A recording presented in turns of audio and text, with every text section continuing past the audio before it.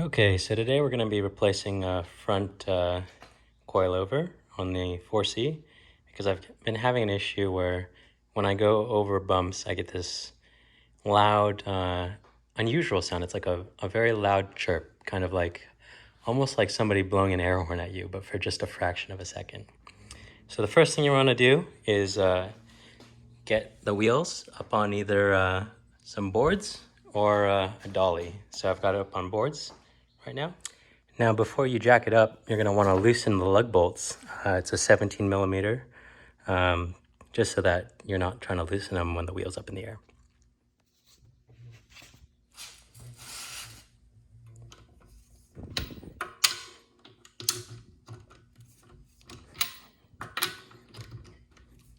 Make sure it's nice and centered with the pad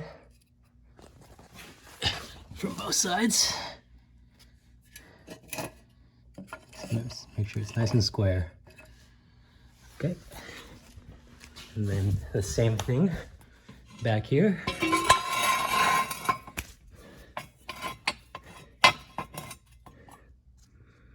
Right in there. Make sure that your piece of wood or whatever doesn't rest on the paneling. Okay, and now I'm doing the same to the other side.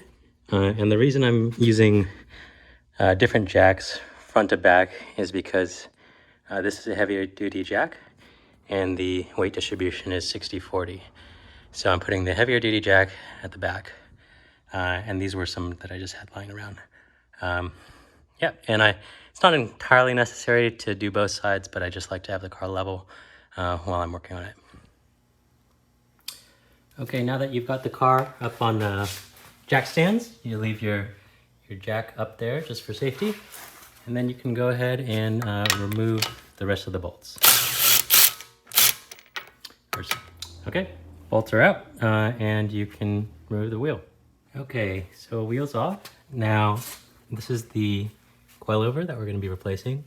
You got to get this guy with a 21 millimeter, I believe. And then this guy,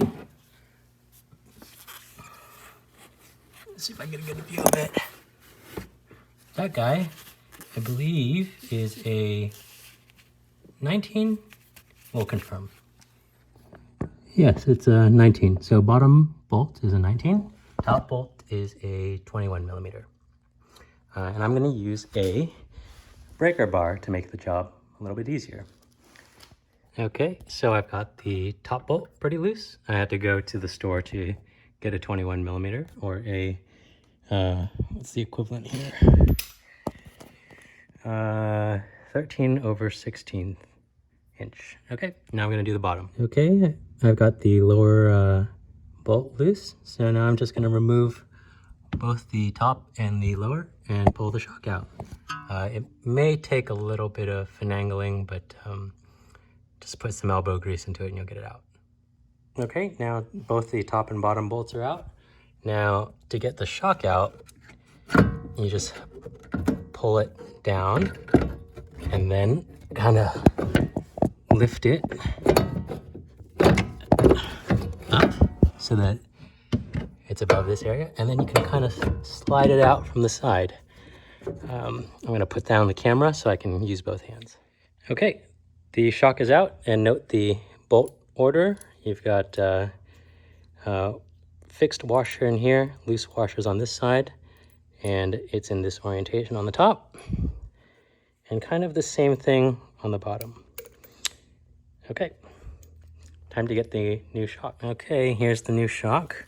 Ordered it from, I believe, Alfa Workshop in the UK, and they were kind enough to ship it express to me. So we're going to slip this in. Hopefully it fixes the problem. Okay, I've got the shock in. It was a little bit of a pain to get the bottom part in because the bracket was a little too narrow, but I just had to wiggle it back and forth until it slotted in, and then I inserted the bolt. Both of the bolts are loose. I'm going to do the top one first, and the torque spec is between 135 to 165 Newton meters. So I'm going to get my going to tighten it down a little bit first, and then I'll get my torque wrench. Okay, so because my torque wrench is a digital one, I needed to bring it out a little bit to make space and use this kind of joint adapter.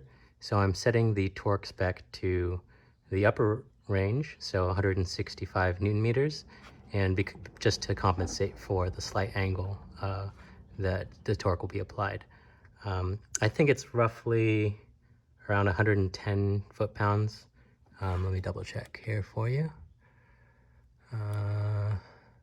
So 164 Newton, 0.5 Newton meters. That's good. Which is 121 foot-pounds. Okay.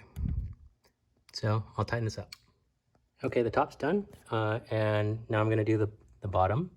It calls for roughly 88.5 foot-pounds, or between 114 to 126 Newton meters. So I'm just going to hit this with a torque wrench, put the wheel back on, and see how it goes.